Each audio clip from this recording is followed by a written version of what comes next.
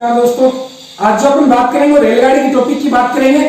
तो इस टॉपिक में मैं आपको बताऊं कि समय क्या होता है। समय बराबर दूरी बटे चाल, दूरी बराबर क्या होता है चाल गुणा समय, और चाल बराबर क्या होता है दूरी बटे समय। किलोमीटर प्रति घंटे को अगर मीटर प्रति सेकंड में बदलना हो तो 5/18 से गुणा करते हैं। मीटर प्रति सेकंड को अगर किलोमीटर प्रति घंटे बदलना हो तो 18/5 से। इसी तरीके से मील प्रति घंटे को अगर मीटर प्रति सेकंड में बदलना हो तो 4/9 से गुणा करते हैं, और मीटर प्रति सेकंड को मील प्रति घंटे बोलना तो 9/4 से। क्यों गुणा करते हैं? क्योंकि 1 किलोमीटर का मतलब 1000 मीटर होता है और 1 मील का मतलब 1606 मीटर। राउंड फिगर में देखें तो 1600 मीटर। अब इस रेलगाड़ी के टॉपिक में मैं आपको बताऊं कि अगर समय दे दिया जाए या समय पूछ लिया जाए और फिर अपने को दूरी और चाल ये सारी चीजें पूछ ली जाए तो सबसे पहले मैं आपको दूरी नोटिफाई करवा रहा हूं। तो दूरी नोटिफाई करवा रहा हूं तो जैसे ये एक रेलगाड़ी, सबसे पहले ये एक रेलगाड़ी एक व्यक्ति पेड़ पोल या किसी किलोमीटर वाले पत्थर को पार करे, किलोमीटर वाले पत्थर को पार करे, तो किलोमीटर वाले पत्थर को पार करें तो उस स्थिति में इस रेलगाड़ी की जो लंबाई है उसके सामने इस व्यक्ति की जो लंबाई है वो क्या होगी? नगण्य होगी। तो यहाँ पे अगर दूरी का जिक्र होगा तो दूरी का जो जिक्र होगा तो दूरी यहाँ पे जो होगी वो किसकी होगी? रेलगाड़ी। इसके बाद में अगर एक रेलगाड़ी प्लेटफॉर्म पुल अथवा सुरंग या स्थिर खड़ी रेलगाड़ी को पार करे तो इसको अगर पार करेगी तो ये प्लेटफॉर्म है, इसके ऊपर अगर रेलगाड़ी आ गई तो इस तरीके से चलते चलते और इस प्रकार से पार कर जाएगी तो यहाँ पे दोनों की लंबाई का क्या होगा? जोड़ होगा। इसी तरीके से अगर एक रेलगाड़ी दूसरी रेलगाड़ी को पार करे, दो रेलगाड़ी आपस में पार करे, चाहे एक दिशा में और चाहे विपरीत दिशा में, जैसे चाहे आमने सामने से आ रही हो और चाहे एक ही दिशा में जा रहे हो तो यहाँ पे भी दोनों की लंबाई का क्या होगा? जोड़ होगा। इसी तरीके से अगर एक रेलगाड़ी एक दौड़ती व्यक्ति को पार करेगी तो उस स्थिति में यहाँ की जो लंबाई आएगी वो किसकी आएगी? सिर्फ रेलगाड़ी की लंबाई आएगी। क्योंकि रेलगाड़ी की लंबाई क्यों आएगी? क्योंकि आदमी अगर दौड़ने लग गया तो इसका मतलब उसकी लंबाई बढ़ जाएगी। तो इसका मतलब वही पहले वाली स्थिति कि अगर ये आदमी दौड़ रहा है इसको रेलगाड़ी पार करेगी तो उसके बराबर में आती है, ऐसे पार कर जाए। तो इसका मतलब इस रेलगाड़ी की लंबाई जो 200, 300, 400 मीटर इसके सामने इस आदमी की लंबाई में एक तरीके से चौड़ाई वो जो है इसके सामने क्या? नगण्य। तो यहाँ पे भी रेलगाड़ी की लंबाई है। अगर एक रेलगाड़ी 2 स्टेशनों को पार करती है या 2 स्टेशनों के बीच में जो दूरी उसको 2 रेलगाड़ी एक दूसरे को पार करती है तो वहां पे जो दूरी है वो इन दोनों स्टेशनों के मध्य जो दूरी है वही दूरी यहाँ पे काम में आएगी। तो यहाँ पे जो दूरी काम में आएगी वो दोनों स्टेशनों के मध्य की दूरी,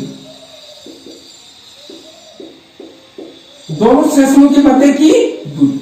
तो ये सबसे पहला जो सिस्टम अपने पास दूरी का वो क्लियर हो गया कि जहां पे 2 दूरी है वहां पे दोनों दूरियों का जोड़, और अगर एक दूरी हो तो वो एक दूरी लिख देंगे। अब उसके बाद में दूसरा जो मैटर आता है वो दूसरा मैटर किसका आता है? चाल का। तो इसका मतलब दूसरा जो मैटर आता है वो किसका आता है? चाल का आता है। तो चाल का मैटर आता है तो इसका मतलब यहाँ पे अगर एक रेलगाड़ी एक व्यक्ति पेड़ पोल या किलोमीटर वाले पत्थर को पार करे तो वहां पे जो चाल आएगी वो किसकी आएगी? रेलगाड़ी की आएगी। क्योंकि ये सारी चीजें क्या है? स्थिर है।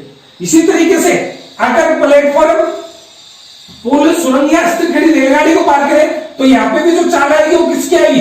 रेलगाड़ी की आएगी। क्योंकि ये सारी चीजें भी क्या है? स्थिर है।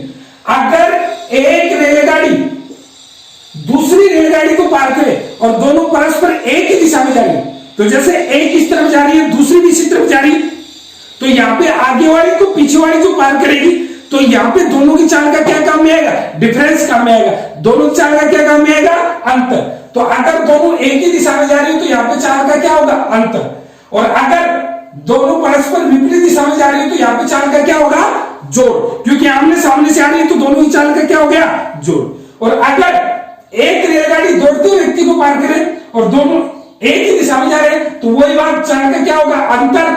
और अगर दोनों विपरीत दिशा में जा रहे हैं तो चाल का क्या होगा? जोड़। इसी तरीके से अगर 2 स्टेशनों के मध्य की दूरी को पार कर ले 2 रेलगाड़ी तो दोनों आमने सामने से आ रही है तो दोनों की चाल का क्या होगा? जोड़। इसके अलावा जो रेलगाड़ी खराब हो जाती तो जो खराब हुई रेलगाड़ी ने जितनी दूरी तय की है उस दूरी को घटा दो, उसके बाकी जो दूरी है वो दूसरी रेलगाड़ी तय करेगी। इसके अलावा अगर कोई टाइमिंग आगे पीछे चलती है, अगर एक 8 बजे चलती है एक 9 बजे चलती है तो दोनों की टाइमिंग क्या करो? मैच करो। यानी कि एक 8 बजे चलिए दूसरी 9 बजे चलिए तो इसका दोनों को 9 बजे चलाओ और दोनों को 9 बजे चलाओगे तो जो 8 बजे चली है वो 9 बजे तक जितनी दूरी तय करती है वो दूरी कुल दूरी में से घटा करके और फिर शेष दूरी को जो अपन दोनों रेलगाड़ियों की चाल का जोड़ करके और फिर अपन आगे निकाल सकते हैं। इसी तरीके से अगर एक रेलगाड़ी एक प्लेटफॉर्म को पार करती है और वो रेलगाड़ी एक स्थिर खड़े व्यक्ति को पार करती है तो उस स्थिति में जो उस दोनों के बीच में जो दूरी है